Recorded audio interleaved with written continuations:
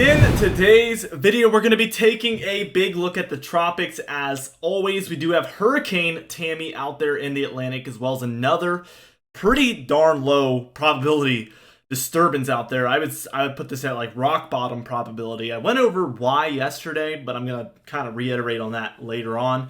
As we break into the upcoming pattern, we do have some bigger storms on the way, and as far as the temperature pattern is concerned, we have a potentially very, very severe Arctic outbreak on the way for the very end of October. That would be right around Halloween Day.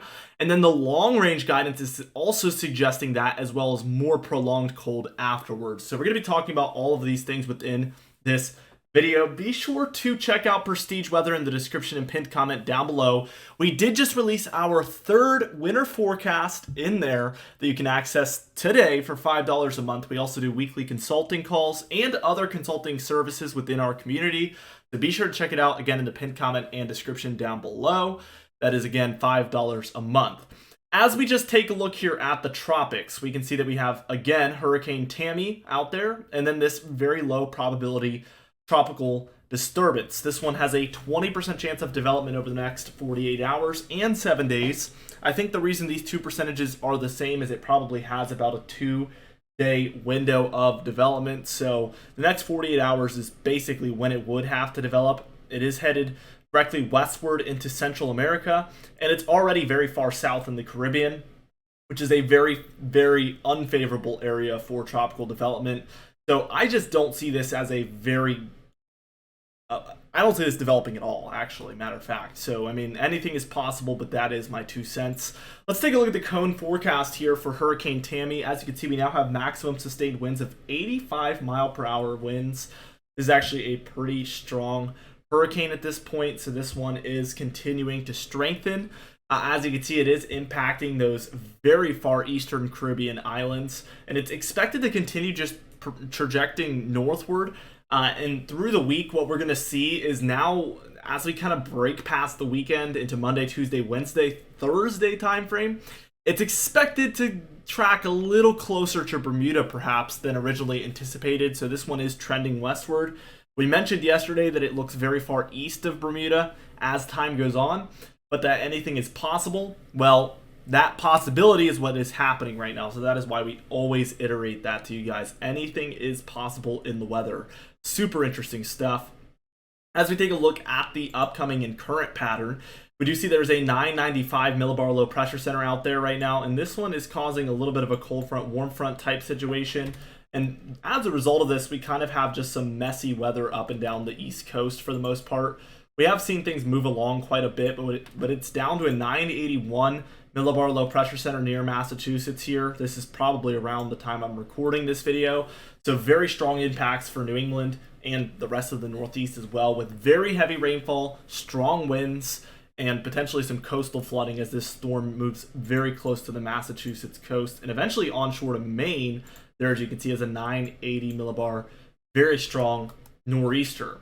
As we reach towards Sunday afternoon, we're going to see much nicer conditions for most of the country. There is some storminess around for the Northwest, some here for the Northern Plains and Upper Midwest, and then still some here for the Northeast as well.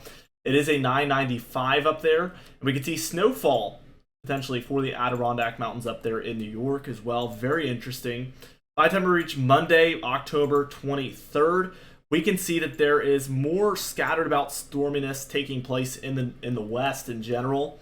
Let's just take this towards Tuesday, and we see around the boundary, and what I mean by that is there's some colder air here in the West, there's some warmer air here in the East, so warm air right there, cold air right here, and what we're seeing is this boundary in between is where a lot of that storminess is taking place. We can see for areas down in Arizona, New Mexico, we can see for areas in Texas and Oklahoma, and then all the way up through into Minnesota, Wisconsin, and Michigan, we are seeing quite a bit of storminess in between these two air masses, and that is pretty typical.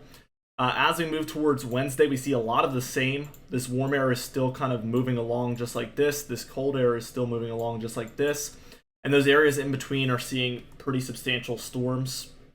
We do see some snowfall here for the Northwest, especially Washington, Idaho, and then into Montana by Wednesday the 25th there. Let's just move this towards Thursday on the 26th. And what we see is quite a bit of some storms again in the northwest, the south central states as well here. So for New Mexico, Texas, Oklahoma, Kansas, Missouri, we are seeing quite a bit of storms down there. Again, a little bit of a boundary zone still, as we see a lot of cold up to the northwest and a lot of warmth down to the southeast. We're still continuing to see these storms mostly developing in between those areas. Friday the 27th, again, we still have these storms rising up in between. We still have a little bit of some storm systems for the northwest as well. But overall, I would say quieter for most of the nation. And there isn't any really strong low pressure systems either, indicating no strong storms in general. Saturday the 28th, we do see more and more snowfall moving in here for the northern Rockies. For the most part, heavier snowfall developing as a result of that. And by Sunday, this all moves out. So let's backtrack to the overnight hour. We can see some of this snowfall stretching into the northern plains, as you can see. Wyoming, northern Colorado, areas in Nebraska, South Dakota, and North Dakota there. We are seeing very, very heavy snowfall. Sunday afternoon, what we get is a very strong cold front. There's a lot happening here, so I'm going to break it down. But a 985 here. Warm front out to the east. Cold front stretching down to the south. So as a result of this cold front here, what we do end up seeing is a lot of cold air pouring in behind. And this is probably the coldest air of the year. Again, I've said that time and time again. And the reason is because we're getting closer and closer to winter. So usually when we're seeing a Arctic blast pattern, if you will, each one, let's say if they're a week or two apart, each one is likely to be colder than the one before it. So that is why we continue to see that type of a progression in things. We do see that it's so cold, in fact, that we have scattered about snow showers throughout the entire northern plains, northern Rockies. That is how cold this air is. As we keep going, this is for Monday the 30th. Look at how it's just diving eastward. And that is an extremely strong low up there in Canada, featuring this major cold front here. And then there is still a bit of a warm front out to the east. So we're seeing warm air surge up the east coast right out ahead of this. But we are seeing potent cold air move in. Again, snow showers now spreading into the upper Midwest and Great Lakes as a result of this. That is how strong this is. And I think we're going to have more insight by tomorrow, of course, as we get more and more hours of this. But your jet stream is doing this as this cold air is just funneling into this bowl of cold air. And mostly warmth is now building for the west, which is going to help this continue to dig eastward here. Let's go ahead and take a look at the total precipitation here. And as you can see, the northwest is expecting quite a bit. Also, this in-between or quote-unquote boundary area is seeing quite a bit. And then as a result of this nor'easter that moves onshore to the northeast, we do see quite a bit up there as well. Total snowfall, no surprise here that we actually see quite a bit, especially for the northwest, down south through the Rockies, and then for a lot of the northern plains and Great Lakes and upper Midwest. And that's for the more northern portions of the Great Lakes and upper Midwest, by the way. Now, as far as amounts go, dusting, if anything, in the gray there, 2 to 6 inches there in the blues. Purples would be about 6 to 10. Pinks are 10 to 20. And then your pastel blues, which we're seeing some of that for Canada, of course, Washington, Wyoming, and Montana. That is going to be 20 inches plus. So pretty substantial amounts, especially in the northern Rockies. Now, the temperature pattern. We do have some colder air around. This is going to last maybe through the weekend, but by the time we're taking a look at Tuesday, Wednesday, Thursday time frame, that's the 25th, 26th, 27th, we do see warmth building into the east, and we actually get a pretty opposite pattern of what we've seen a lot of. Here is a classic negative PNA, and that causes the warm air to surge in the central and eastern states, as you can see.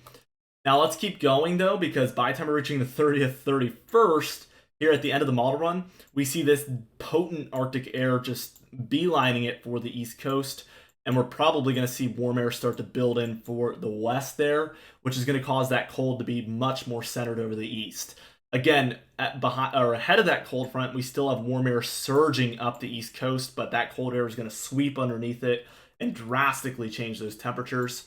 As we take a look at the long range temperature pattern, we can see that this picks it up as well. Here it is moving in for just about the 25th or the 30th through the 4th of November. What we end up seeing here on this long range model is very potent cold air for that 5-day period, centered over the eastern states. And again, a big warming trend out west as well, helping to kind of reiterate the fact that this is more likely than not. We do get a warming trend perhaps later in November, but look at this. I mean, we get mostly cold in the east until at least after Thanksgiving, and then we start to see more signs of cold in the west. That eventually spreads eastward. But take these later projections with a grain of salt. Usually the accuracy beyond 10, 15 days is very, very suspect. So we do want to take it with a grain of salt. I think the main takeaway here is that we do see frequent cooldowns and we see frequent changes here in the pattern. So this is going to be a very progressive pattern that continues to change and evolve as time goes on. Like a revolving door, we will see the cooldowns come in, come to an end, leave, come back. It's going to be changing like that. So it's going to be kind of this circular motion in the pattern. We'll start out west, move eastward, and we could see that for a few times in a row. That is what I expect, and that could be a takeaway that you could bring out of this model run for sure. Be sure to, again, check out Prestige Weather, where we did just release that winter forecast. It is in the pinned comment and description down below. But also be sure to subscribe for more daily weather videos just like this one. You can even hit the bell icon for daily notifications when we upload so you never miss one. Be sure to like the video if you did enjoy it, leave a comment down below, and I'll see you guys in the next video.